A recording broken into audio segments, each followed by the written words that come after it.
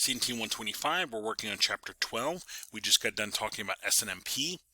So when we're managing traffic, we need to assess the network status on an ongoing basis.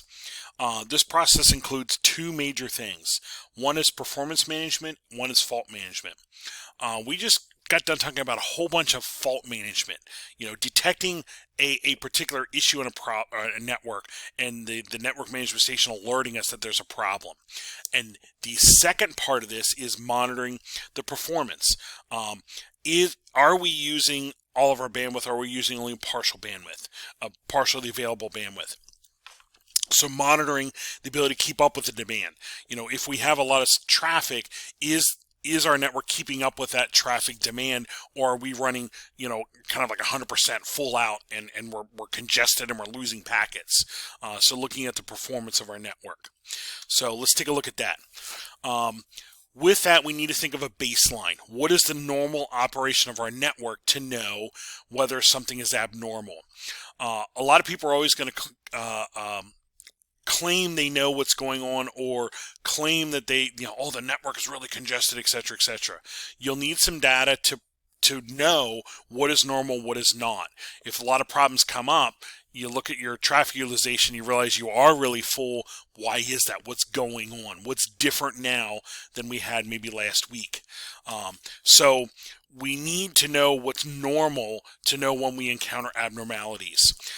Baseline measurements can include things like backbone utilization rate, number of users logging on per day, per hour, number of protocols running on the network. Do I see an abnormal amount of protocols running? Error statistics, what's normal? Frequency of application use. Is there a peak in application use right now? Because maybe, in the school, a whole bunch of people are testing today because it's that time of year.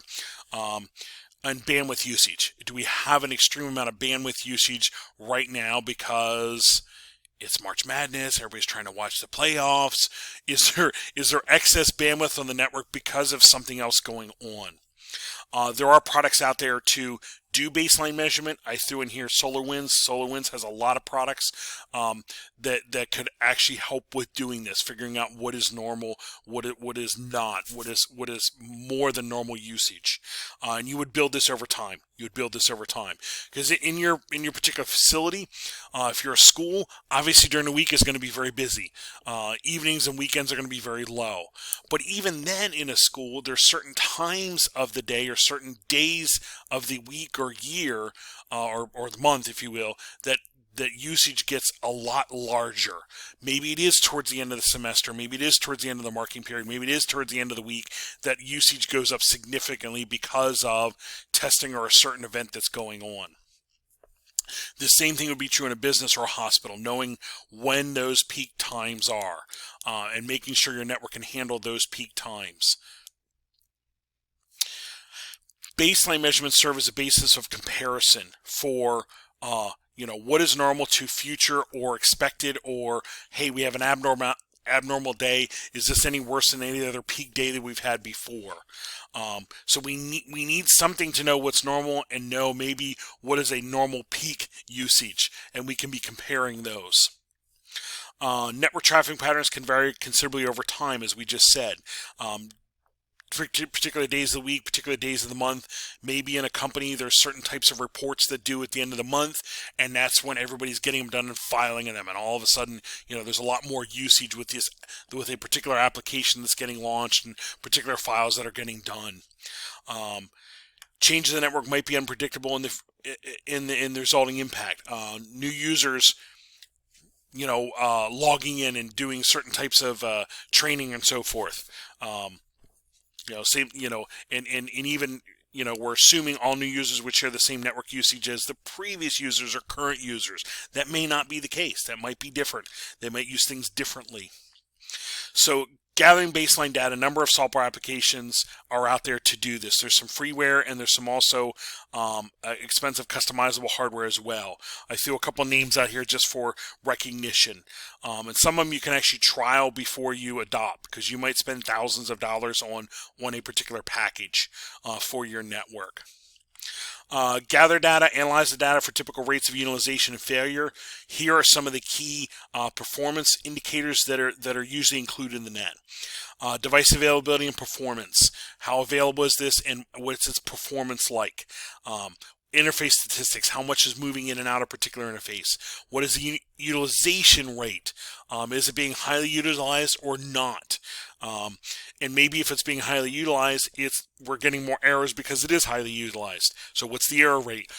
What's the packet drops? Is there a lot of packet drops because it is being highly utilized? Maybe you're overloading the buffers on it, so it's dropping packets all the time.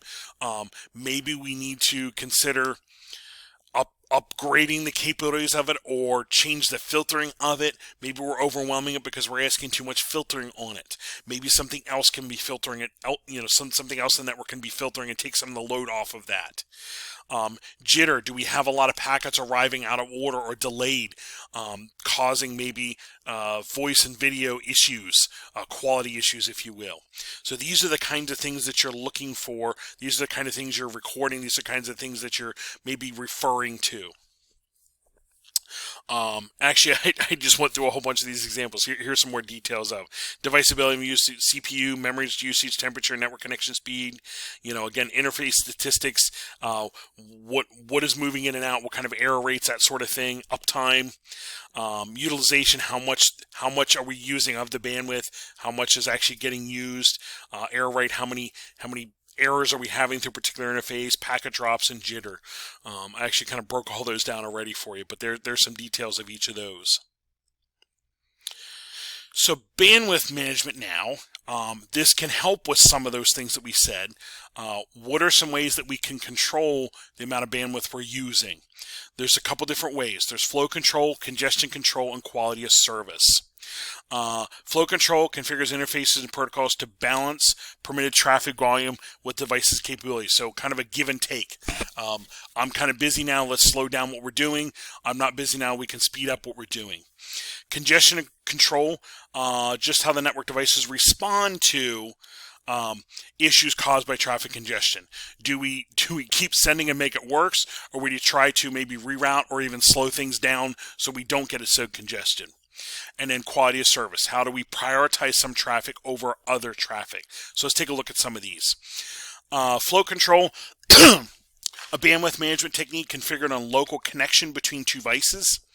The purpose is to ensure the receiver is not overwhelmed with transmissions. So there's some different ways that flow control gets done. Stop and wait, go back, N, sliding window, and selective repeat sliding window. Stop and wait would be, I literally send a byte of data or a frame of data, and I wait for a reply before I send another one. This can be very slow, but it's very accurate. It can be very accurate, and it literally just it's kind of a a give and take, I literally make sure everything gets there before anything else gets there. With the go back sliding window, we send a couple frames and we wait for a couple acknowledgments. And if one of those does not get acknowledged, we go back and retransmit those series of frames. So I can get a little bit more done per time, but I can account for and respond to missing pieces of information. The selective repeat sliding window, this is kind of the example we looked at when we looked at window size way back in 120, when we looked at TCP and window size. We send a couple frames, we wait for an acknowledgement, we send a couple frames.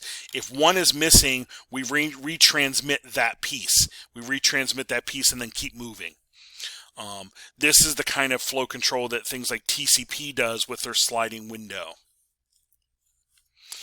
Congestion control techniques are designed to try to prevent congestion. So kind of like the whole, if there's an accident on a highway, you usually have emergency workers out there trying to flag you away from that to go around other routes and reduce the congestion on this one that they're hooking up the car and pulling it away with the tow truck, if you will. So we have it before it occurs and remedy after it actually starts. So it can include the following. We can do retransmission. Retrans timers help share increasing congestion, help reduce increasing congestion. So how often we retransmitting. Window policy might require to send a select number of things before a frame gets acknowledged. Acknowledgement policy, receivers can be required to send a single acknowledgement message for multiple received frames. So I send like 5 or 6 frames and I get one acknowledgement back. Discarding policy, less sensitive frames are discarded so important traffic can survive the congestion. So anything priority would get handled, anything else secondary, it's like just throw it out, just get it out of here. I don't have time to deal with that right now. Mission policy, routers and switches can temporarily reject new traffic that will contribute to or create congestion rather than allowing new traffic in to make it worse. So those are things that can be done to help with congestion. With quality of service, you don't want to hear breaks in like online phone or anything like that, or video. So your voice and video transmissions are considered delay sensitive. I don't want to delay them. But also, voice and video transmissions are considered loss tolerant. If I lose a couple frames, it's not usually a big deal. If we have a couple frames lost of audio or a couple frames lost of video, most of us have encountered that. It's usually not a big deal. I can still keep up with what's going on. I can still understand what they're saying, but I can't delay them. If I have a lot of buffering, our conversation starts getting a lot of pauses in it, then that is not tolerable.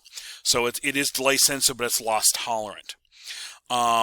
Network bandwidth, web surfing might not present much of a challenge, but your streaming videos, moving video calls, etc. can place heavy demands on your network.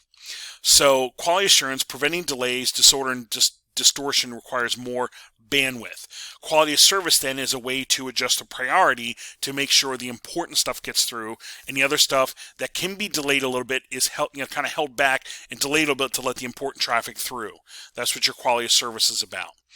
So traffic shaping involves manipulating the packets or data stream, so the amount of traffic traversing to manage the type of and amount of traffic traversing the network or interface.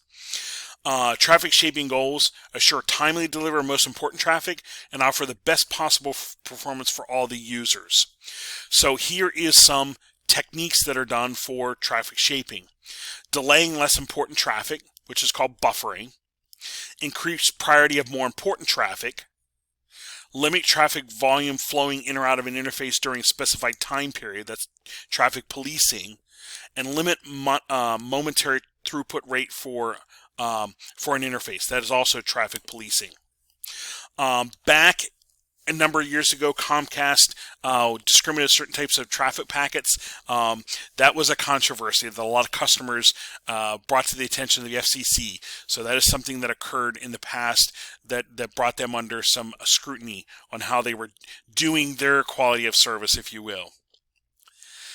So with traffic prioritization, treating more important traffic preferentially, prioritization can be based on a couple things: the type of protocol, the IP address of where it's coming from or where it's going, the type of user group, the diff-serve flag in an IP packet, or the VLAN tag, maybe it's the voice VLAN versus the data VLAN, or the application.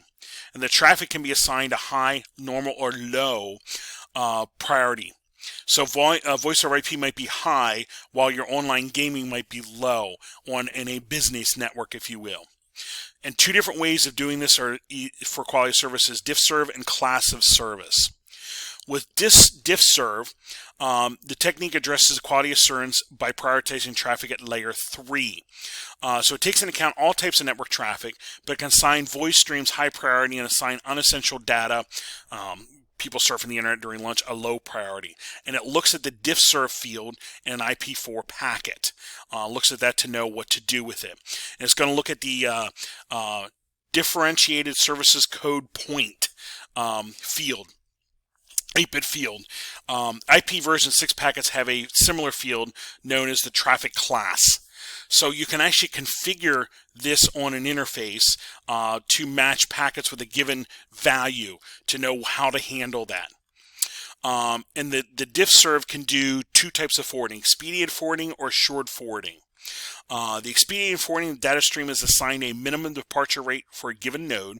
This technique circumvents delays that slow normal data from reaching its destination. Or a short forwarding different levels of router resources can be assigned to data streams. So here I look at some diffserv fields. I can code things in. IP phone would be assigned expedited forwarding versus a conference might be assigned assured forwarding. And that can be done with your diffserv field in an access list. We'll continue the next podcast.